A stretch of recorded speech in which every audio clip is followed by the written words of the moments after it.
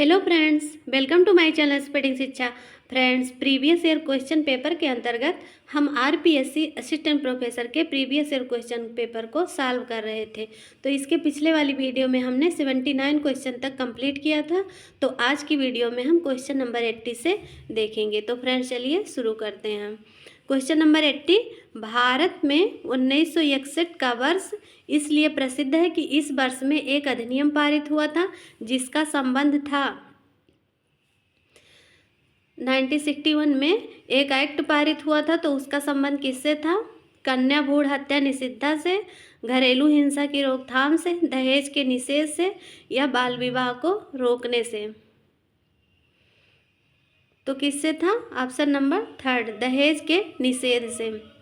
दहेज निषेध प्रतिबंध अधिनियम जो है, दहेज प्रतिबंध अधिनियम 1961 में लागू हुआ था। और 1961 में एक और एक्ट लागू हुआ था जिसको हम मातृत्व लाभ अधिनियम कहते हैं। मातृत्व लाभ अधिनियम भी जो है 1961 में ही लागू हुआ था। और घरेलू हिंसा जो है इसमें, ये घरेलू हिंसा की रोकथाम से, तो ये कब बना था? ये 2005 में बना था। घरेलू हिंसा के रोकथाम से ये एक्ट जो है ये 2005 में बना था। और लागू पूछे कि कब लागू हुआ था, तो ये 2006 में लागू हुआ था। बना तो 2005 में था लेकिन लागू ये 2006 में हुआ था। और ये बाल विवाह निरोध अधिनियम ये कब बना था? तो ये 1929 में बना था, 1929 में बना था। तो इसको हम शारदा एक्ट के नाम से जानते हैं। और ये जो है ये 1 अप्रैल 1930 से लागू हुआ था, 1930 से लागू हुआ था, बना था 1929 में शारदा एक्ट के नाम से। और ये लागू 1930 में हुआ था, बाल विवाह निरोधक अधिनियम। और बाल विवाह अवरोध संशोधन अधिनियम 1978 के द्वारा विवाह की न्यूनतम आयु लड़की की 18 वर्ष निर्धारित की गई थी और लड़के की 21 वर्ष। तो ये क्वेश्चन पूछता है, कई बार पूछा है एग्जाम में, कि जो बाल विवाह अवरोध संशोधन अधिनियम 1978 था तो उसके अंतर्गत लड़के की और लड़कों की आयु कितनी निर्धारित की गई थी? तो जो बाल विवाह अवरोध संशोधन अधिनियम 1978 था उसके द्वारा विवाह की न्यूनतम आयु लड़की की 18 वर्ष की गई थी और लड़के की 21 वर्ष की गई थी। तो इसे हमें ध्यान देना है क्योंकि ये उम्र पूछता है और इससे क्वेश्चन बना है। क्वेश्चन नंबर 81, दिल्ली विश्वविद्यालय नई दिल्ली में समाज विज्ञान का अधिष्ठाता निम्नलिखित में से किस अवधारणा का उदाहरण है? दिल्ली विश्वविद्यालय नई दिल्ली में समाज विज्ञान का अधिष्ठाता निम्नलिखित में से किस अवधारणा का उदाहरण है? तो अर्जित परिस्थिति, प्रदत्त परिस्थिति, स्टेशन या पदानुसंग। इसको हमको इंग्लिश में देखना पड़ेगा कि ऑफिस। तो हमारा आंसर है ऑप्शन नंबर फोर्थ, यानी कि पदानुसंग, इसको ऑफिस कहते हैं। ये काफ़ी लोगों को कन्फ्यूजन रहता है कि अर्जित परिस्थिति से और ये पदानुसंग का मतलब नहीं जानते हैं, तो ये क्वेश्चन में काफ़ी कन्फ्यूजन रहता है। तो आज हम इसको क्लियर कर लेंगे कि जो ये ऑफिस का कॉन्सेप्ट है ये जो है ये किंग्सले डेविस का कॉन्सेप्ट है। और किसके अंतर्गत ये कॉन्सेप्ट बताते हैं? तो जो ये पदानुसंग है, ये पदानुसंग परिस्थिति संबंधी संगठन के अंतर्गत आता है। एक कॉन्सेप्ट दिया है किंग्सले डेविस ने एक कॉन्सेप्ट दिया है परिस्थिति संगठन का कॉन्सेप्ट दिया है किंग्सले डेविस ने।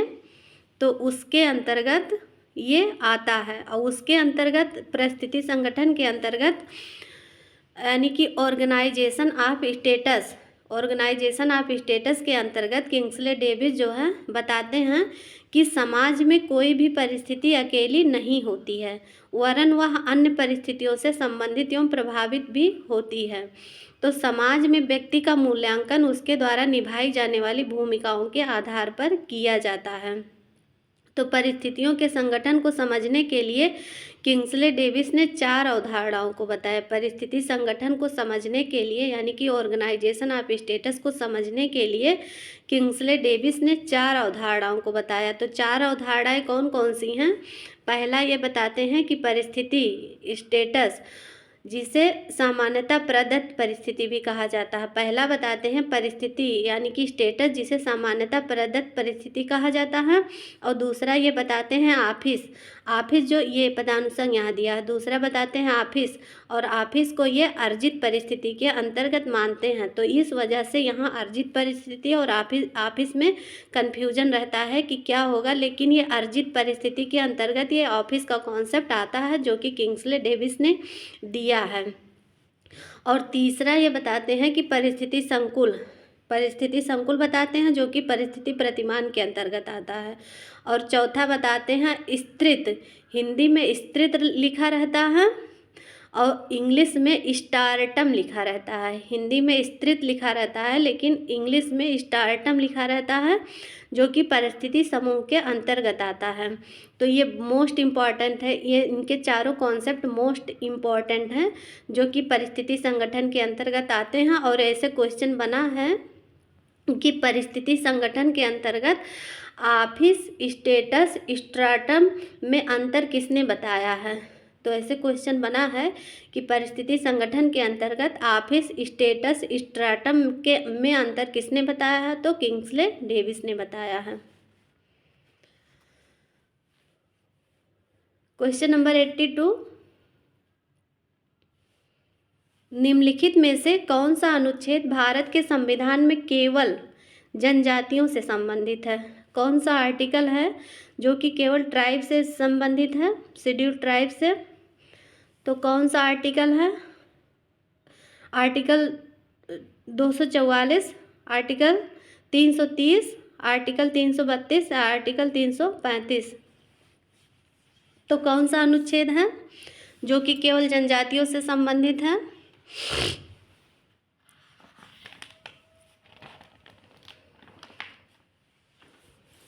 ऑप्शन नंबर फर्स्ट, अनुच्छेद 244 जो है ये केवल जनजातियों से संबंधित है। और ये 244 क्या है?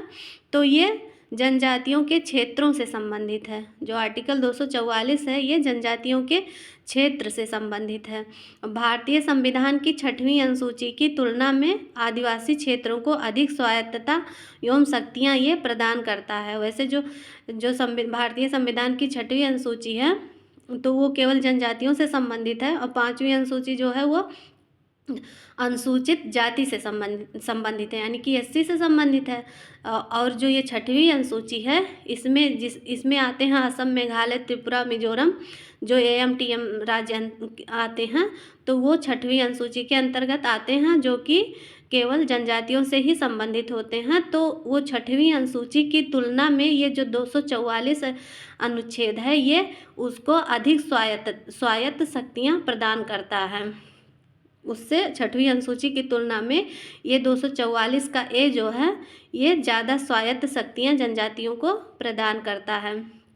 इनमें सबसे महत्वपूर्ण शक्ति कानून व्यवस्था पर नियंत्रण से संबंधित है, जबकि 6ठी अनुसूची के तहत स्वायत्त परिषद में आदिवासी क्षेत्रों के पास कानून व्यवस्था का अधिकार क्षेत्र नहीं है।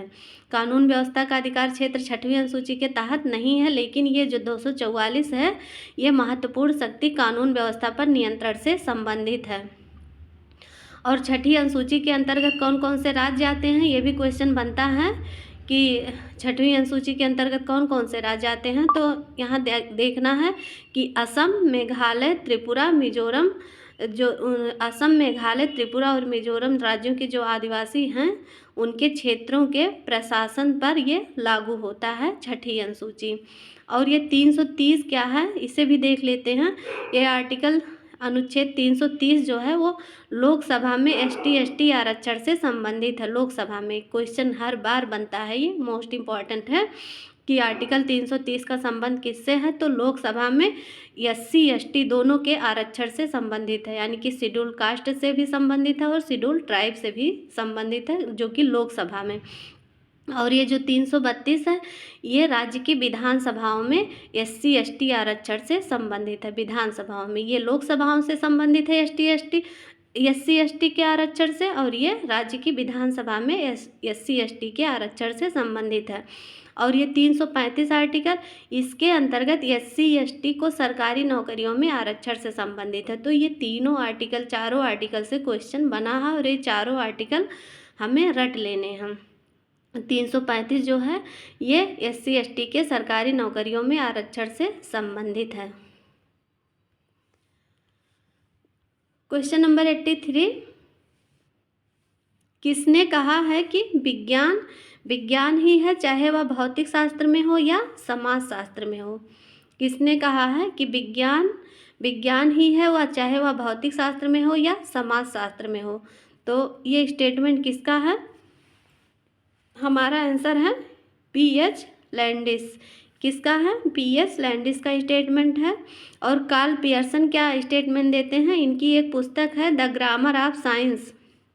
द ग्रामर ऑफ साइंस, इसमें ये स्टेटमेंट देते हैं कि सभी विज्ञानों की एकता उनकी पद्धति में है, ना कि विषय वस्तु में है। तो ये स्टेटमेंट हर बार पूछा गया है एग्जाम में, तो इसको हमको याद कर लेना है कि द ग्रामर ऑफ साइंस पुस्तक है इनकी, और इसी पुस्तक में ये स्टेटमेंट देते हैं कि सभी विज्ञानों की एकता उनकी पद्धति में है, ना कि उनकी विषय वस्तु में है। और लुंडबर्ग का क्या स्टेटमेंट है? ये कहते हैं कि मोटे तौर पर वैज्ञानिक पद्धति आंकड़ों का व्यवस्थित अवलोकन, वर्गीकरण एवं विश्लेषण है। मोटे तौर पर वैज्ञानिक पद्धति आंकड़ों का व्यवस्थित अवलोकन, वर्गीकरण एवं विश्लेषण है। तो ये स्टेटमेंट जो है ये लुंडबर्ग का है।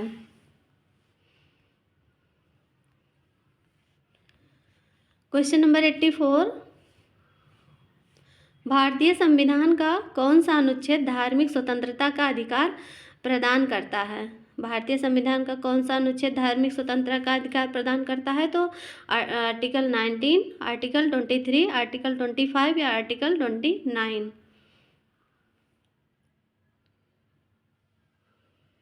तो धार्मिक स्वतंत्रता का अधिकार जो है ये ऑप्शन नंबर 3 यानी कि आर्टिकल 25 प्रदान करता है। आर्टिकल 19 से भी क्वेश्चन बना है, इसे भी हम जान लेते हैं कि इसके अंतर्गत व्यावसायिक निर्योग्यता की समाप्ति किया जाता है। व्यावसायिक निर्योग्यता, आर्टिकल 19 के अंतर्गत व्यावसायिक निर्योग्यता को समाप्त किया जाता है, और यह कहा जाता है कि कोई भी व्यक्ति किसी भी व्यवसाय को अपनाने के लिए स्वतंत्र है। तो यह व्यवसाय को अपनाने की स्वतंत्रता से संबंधित है। और आर्टिकल 23 इसका संबंध किससे है? ये भी क्वेश्चन बनता है कई बार। तो यह शोषण के विरुद्ध अधिकार के अंतर्गत आता है। शोषण के विरुद्ध अधिकार के अंतर्गत एक 23 और एक 24, ये जो है ये दोनों आर्टिकल शोषण के विरुद्ध अधिकार से संबंधित है। तो आर्टिकल 23 में क्या है कि जो मानव का व्यापार होता है, यानी कि शोषण के विरुद्ध अधिकार के अंतर्गत किसी भी व्यक्ति के दुर्व्यापार और बलात्श्रम का प्रतिषेध करता है। अर्थात मानव तस्करी व बेगार श्रम का ये निषेध करता है। जो पहले बंधुआ मजदूरों को बंधुआ बनाकर उनसे बेगार कराया जाता था, बिना पारिश्रमिक दिए ही उनसे श्रम कराया जाता था, तो उसका भी ये निषेध करता है। जो मानव की तस्करी होती थी, मानव की तस्करी होती थी, यानी कि मानव को पकड़कर एक जगह से दूसरे जगह पर बेचा जाता था, तो उस पे ये निषेध लगाता है। कौन सा आर्टिकल? तो आर्टिकल 23 क्वेश्चन बनता है।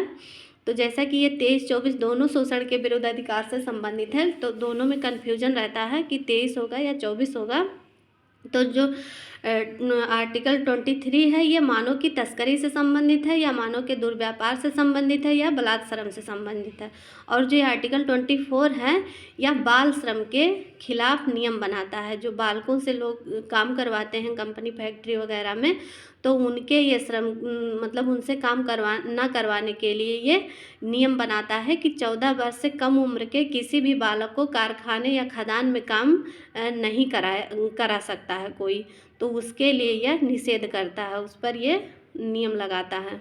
आर्टिकल 24 और ये 29 क्या है, इसके अंतर्गत लोगों के एक वर्ग की विशिष्ट भाषा, लिपि या संस्कृति की रक्षा करने का अधिकार होता है। कोई एक विशिष्ट वर्ग होता है तो उसकी भाषा जो होती है, उसकी लिपि जो होती है, वह उसकी संस्कृति होती है, तो उसकी रक्षा करने का अधिकार ये प्रदान करता है आर्टिकल 29। और यह किससे संबंधित है, तो यह अल्पसंख्यकों से संबंधित है। यानी जो अल्पसंख्यक हैं उनके जो भाषा होती है, जो लिपि होती है या उनकी संस्कृति होती है, तो उनकी रक्षा करने का अधिकार ये आर्टिकल 29 प्रदान करता है। क्वेश्चन नंबर 85, पेरेटो के अभिजन्य का संचरण का सिद्धांत किसका उदाहरण है। जो पेरेटो ने अभिजन के संचरण का सिद्धांत दिया है, यानी कि सर्कुलेशन ऑफ इलीट वर्ग का जो इन्होंने कॉन्सेप्ट दिया है, तो ये किसका उदाहरण है, सामाजिक परिवर्तन का, सामाजिक नियंत्रण का, सामाजिक स्त्रीकरण का या सामाजिकरण का। तो ये जो है ये सामाजिक परिवर्तन का उदाहरण है, जो पेरेटो का अभिजन का संचरण का सिद्धांत है ये। तो पेरेटो का अभिजन का संचरण का सिद्धांत, पेरेटो का यह मानना है, पेरेटो बताते हैं कि जो भी परिवर्तन समाज में होता है वह मुट्ठी भर जनता के द्वारा या शक्तिशाली लोगों के द्वारा होता है। मतलब जो भी समाज में परिवर्तन होता है वो बहुत थोड़े से लोगों के द्वारा होता है, जिसे हम इलीट कहते हैं, यानी कि अभिजन कहते हैं। इलीट इंग्लिश में इलीट कहते हैं और हिंदी में अभिजन कहते हैं। और इसीलिए ये कहते हैं, एक इनका बहुत ही फेमस स्टेटमेंट है और क्वेश्चन के रूप में कई बार बना है। तो ये कहते हैं कि इतिहास जो है कुलीन तंत्रों की कब्र गाह है। मतलब जो इतिहास है वो कुलीन तंत्रों का कब्र गाह है। तो ये स्टेटमेंट किसका है, तो ये पेरेटो कहते हैं।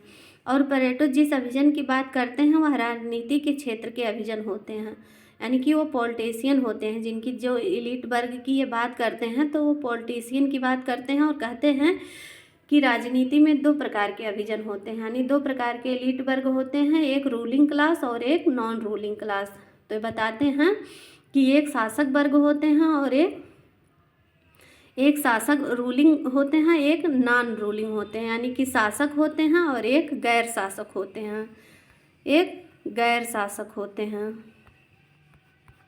तो ये दो वर्ग बताते हैं।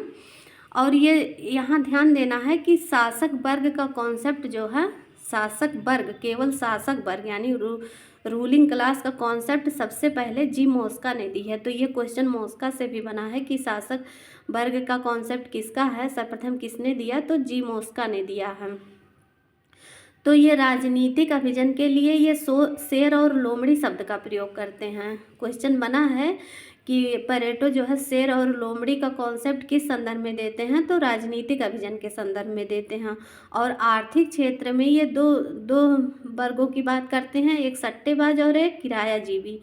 और आदर्शात्मक क्षेत्र में ये दो लोगों की बात करते हैं, विश्वासी और अविश्वासी। तो इन दोनों वर्गों में हमेशा परिवर्तन होता रहता है, तो वही जो सामाजिक परिवर्तन के अंतर्गत होता रहता है। यानी कि शासक और शासक वर्ग, रूलिंग क्लास और नॉन रूलिंग क्लास में उतार चढ़ाव लगा रहता है। कभी उनकी सत्ता उनके हाथ में आती है तो कभी उनके हाथ में आ जाती है। जैसे इन्होंने शेर लोमड़ी का कॉन्सेप्ट दिया है, तो इस आधार पर समाज में परिवर्तन होता रहता है।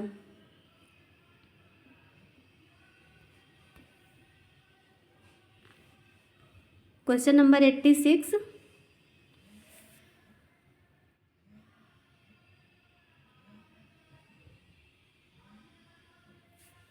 क्वेश्चन नंबर 86, भारत के संविधान का अनुच्छेद 17 निम्नलिखित में से मूलतः किससे संबंधित है। तो पिछड़े वर्गों का प्रतिनिधित्व, अनुसूचित जातियों के लिए राजनीतिक प्रतिनिधित्व, अस्पृश्यता का उन्मूलन या अनुसूचित जातियों के लिए पदों का आरक्षण। तो आर्टिकल 17 किससे संबंधित है, अस्पृश्यता उन्मूलन से संबंधित है। और अस्पृश्यता उन्मूलन से ये संबंधित है। और एक क्वेश्चन बनता है कि अस्पृश्यता निवारण अधिनियम कब बनाया गया, अस्पृश्यता निवारण अधिनियम कब बनाया गया, तो ये भी क्वेश्चन बना है। तो ये 1955 में बनाया गया। अस्पृश्यता निवारण अधिनियम जो है ये 1955 में बनाया गया। और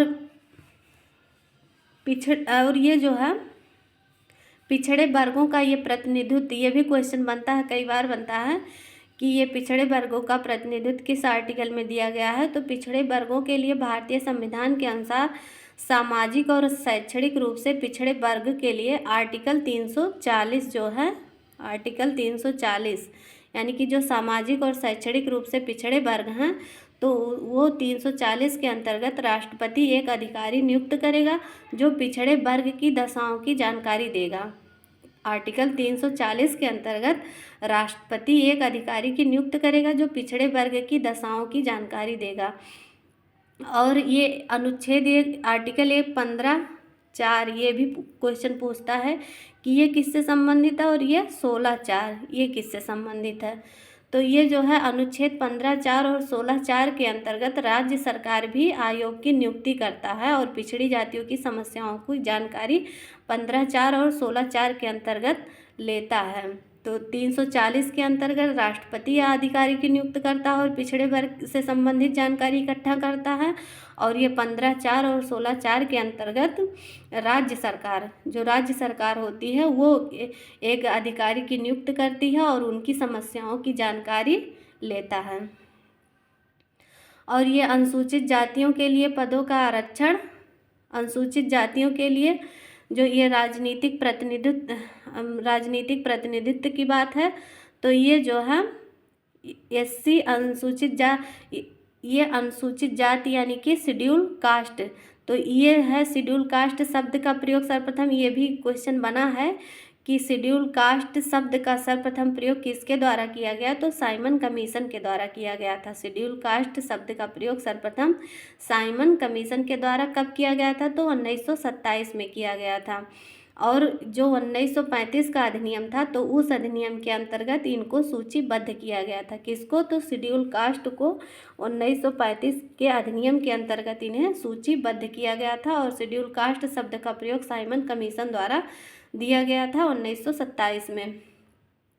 पर यहाँ एक चीज़ ध्यान देना है कि क्वेश्चन ये भी बनता है कि संविधान अनुसूचित जाति की परिभाषा कहाँ पे दी गई है, तो कहीं पे भी स्पष्ट इनकी परिभाषा नहीं दी गई है, यानी शेड्यूल कास्ट की स्पष्ट परिभाषा संविधान में कहीं नहीं दी गई है, तो यहाँ पे ध्यान देना है। और ये जो है अनुसूचित जातियों के लिए पदों में आरक्षण, तो ये पदों में आरक्षण आर्टिकल 335 के अंतर्गत आता है। सरकारी नौकरियों में जो पद होते हैं वो 335 के अंतर्गत दिया जाता है। और एक आर्टिकल आता है, इससे भी क्वेश्चन बनता है कि 338, तो ये जो है SC ST के लिए विशेष अधिकारी की नियुक्ति करता है। ये अधिकारी की नियुक्ति करता है SC ST दोनों के लिए, यानी कि शेड्यूल ट्राइब और शेड्यूल कास्ट दोनों के लिए एक अधिकारी की नियुक्ति की बात करता है। और 330 में तो अभी हमने देखा है कि लोकसभा में SC ST दोनों के लिए आरक्षण की बात की गई है। और 332 में राज्य विधानसभाओं में SC ST के आरक्षण की बात की गई है। और यहाँ 334 एक है, 334, तो वो जो है पंचायत व स्थानीय निकायों में आरक्षण की बात करता है। 334 जो है ये SC ST के लिए जो पंचायत होता है, पंचायत व स्थानीय निकायों में आरक्षण की बात करता है ये। क्वेश्चन नंबर 87, वैश्वीकरण में जो कारक महत्वपूर्ण नहीं है वह क्या है, यानी कि ग्लोबलाइजेशन में जो कारक नहीं महत्वपूर्ण है उसको हम क्या कहते हैं। हमारा आंसर है ऑप्शन नंबर 4, पश्चिमीकरण कहते हैं। बाकी विश्व व्यापार संगठन, प्रतिस्पर्धा, विश्व आर्थिक मंच ये वैश्वीकरण के महत्वपूर्ण कारक हैं, लेकिन पश्चिमीकरण जो है ये ग्लोबलाइजेशन का कारण नहीं है। ये वेस्टर्नाइजेशन जो है ये MN श्रीनिवास ने भारत में धार्मिक, संस्कृति और सामाजिक परिवर्तन की कुछ विशेषताओं की व्याख्या करने के लिए दो प्रमुख अवधारणाओं पश्चिमीकरण और संस्कृतिकरण का विकास किया है। इनका बहुत फेमस कॉन्सेप्ट है MN श्रीनिवास जी का, पश्चिमीकरण और संस्कृतिकरण। तो पश्चिमीकरण से आशय है कि पश्चिमी देशों की संस्कृति को अपनाने से है, और पश्चिमीकरण की प्रक्रिया के द्वारा जो बदलाव आए हैं, पश्चिमीकरण से तात्पर्य क्या बताते हैं एम.एन. श्रीनिवास की पश्चिमी देशों की संस्कृति को अपनाने की बात करते हैं कि हम वेस्टर्नाइजेशन, हम जो है पश्चिम की कल्चर को अपनाते हैं, तब वह हम उसे ही हम वेस्टर्नाइजेशन या संस्कृतिकरण कहते हैं।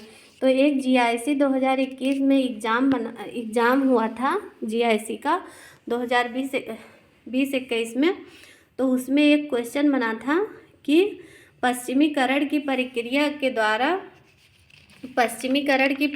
के द्वारा जो बदलाव आए हैं, यानी कि जो बदलाव आए हैं, तो उसमें दिया गया था 4 बदलावों को दिया गया था। एक विलोपनवादी दिया गया था, और दूसरा दिया था योगशील परिवर्तन, और तीसरा दिया था संश्लिष्ट परिवर्तन, और चौथा दिया था सहायक परिवर्तन। विलोपनवादी, योगशील परिवर्तन, संश्लिष्ट परिवर्तन और सहायक परिवर्तन। तो पूछा था कि यह किसने बताया है। ये 4 वर्गीकरण पश्चिमीकरण की प्रक्रिया के अंतर्गत ये 4 वर्गीकरण किसका है, तो ये क्वेश्चन आया था। और जैसे हम लोग जानते हैं कि एम.एन. श्रीनिवास ने पश्चिमीकरण का कॉन्सेप्ट दिया है, तो वहाँ पर काफ़ी कन्फ्यूजन था कि ये चारों किसका वर्गीकरण होगा। तो ये चारों वर्गीकरण यस अल्तास ने दिया था। तो हमको इसे रट लेना है कि यस अल्तास ने दिया था। ये एकदम न्यू क्वेश्चन था और अभी तक कहीं बुक में नहीं मिला है, लेकिन ये GIC में क्वेश्चन बना था कि विलोपनवादी, योगशील परिवर्तन, संश्लिष्ट परिवर्तन और सहायक परिवर्तन, ये पश्चिमीकरण की प्रक्रिया के द्वारा ये चारों किसने बताया है। तो यस अल्तास ने बताया था।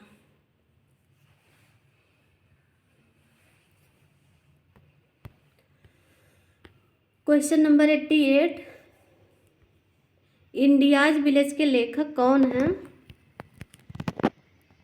इंडियाज विलेज के लेखक कौन हैं, तो एम.एन. श्रीनिवास। इंडियाज विलेज के लेखक एम.एन. श्रीनिवास हैं। अच्छा, ऐसे विलेज इंडिया पूछा जाए, ये बुक है विलेज इंडिया, तो ये मैकियम मेरिट की है। Village India McKim Marriott, India's village M N. Srinivas, और इंडियन विलेज S.C. दुबे। जो S.C. दुबे हैं इनकी इंडियन विलेज है, बुक इनकी इंडियन विलेज है। तो ये तीनों मिलता जुलता है, तो काफ़ी कंफ्यूज करता है। तो इंडियाज विलेज रहेगा तो एम.एन. श्रीनिवास, इंडियन विलेज तो S.C. दुबे, विलेज इंडिया तो मैकियम मेरिट, ये इन अलग अलग। और रिमेंबर्ड विलेज किसका है, रिमेंबर्ड विलेज बुक किसकी है, इसका आंसर आप कमेंट बॉक्स में हमको बताइएगा। और इंडिया चेंजिंग विलेजेज, ये जो है ये भी S.C. दुबे की है। इंडियन विलेज और इंडिया चेंजिंग विलेजेज ये भी S.C. दुबे की है। तो एक क्वेश्चन बना था इनका कि S.C. दुबे का एक क्वेश्चन बना था कि समीरपेट के अध्ययन हेतु S.C. दुबे ने किस अध्ययन पद्धति का चुनाव किया था। समीरपेट गांव का इन्होंने S.C. दुबे ने अध्ययन किया था। तो वो क्वेश्चन बना था कि इन्होंने किस अध्ययन पद्धति का चुनाव किया था। तो ये इन्होंने संरचनात्मक प्रकारात्मक पद्धति को अपनाया था समीरपेट के अध्ययन हेतु S.C. दुबे ने।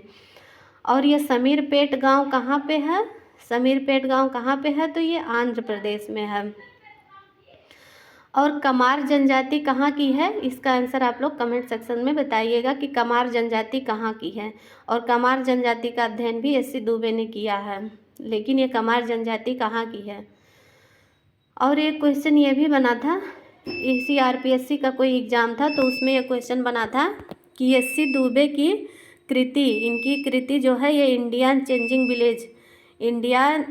चेंजिंग विलेजेज जो है, तो उनके संबोध में बदलाव को दर्शाता है। इससे क्वेश्चन बना था कि S.C. दुबे की कृति इंडियाज चेंजिंग विलेजेज उनके संबोध में बदलाव को दर्शाता है। तो किस बदलाव को दर्शाता है, जो इनकी रचना है इंडियन चेंजिंग विलेजेज, तो किन बदलावों को दर्शाता है। तो ऑप्शन में था संरचना से परिवर्तन, संरचना से परिवर्तन, ऑप्शन नंबर A था। ऑप्शन नंबर B था प्रकार से संरचना, और ऑप्शन नंबर C था संरचना से प्रकार, और ऑप्शन नंबर D था संरचना से व्यवस्था। तो काफ़ी इसमें कन्फ्यूजन था कि समझ में ही नहीं आ रहा था कि कौन सा आंसर हो सकता है, कि संरचना से परिवर्तन, प्रकार से संरचना, या संरचना से प्रकार, या संरचना से व्यवस्था।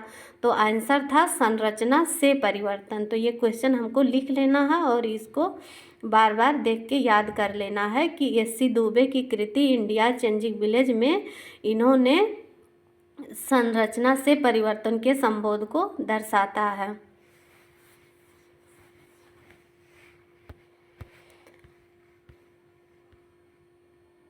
क्वेश्चन नंबर 89, संविधान की कौन सी धारा आदिम कल्याण मंत्री की नियुक्ति से संबंधित है?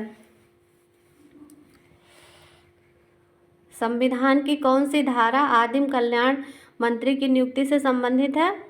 तो आर्टिकल धारा 163, धारा 164, धारा 165 या धारा 166।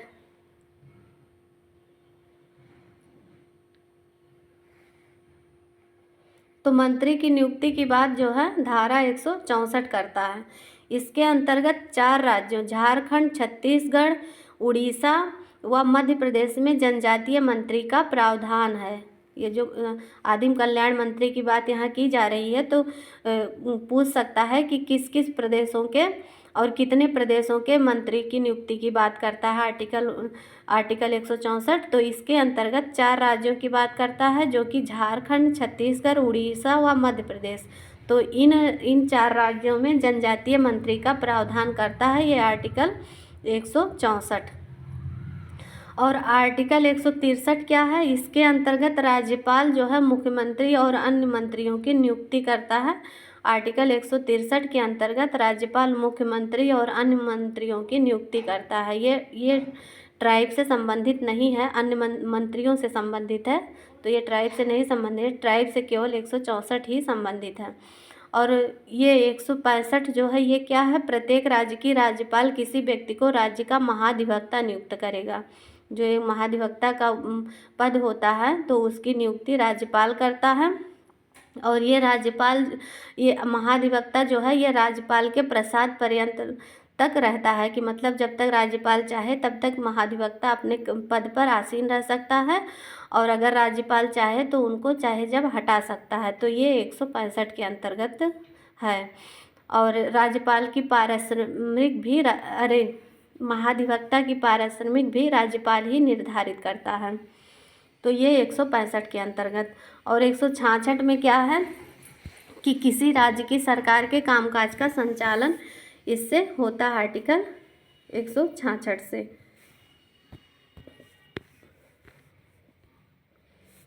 Question number 19,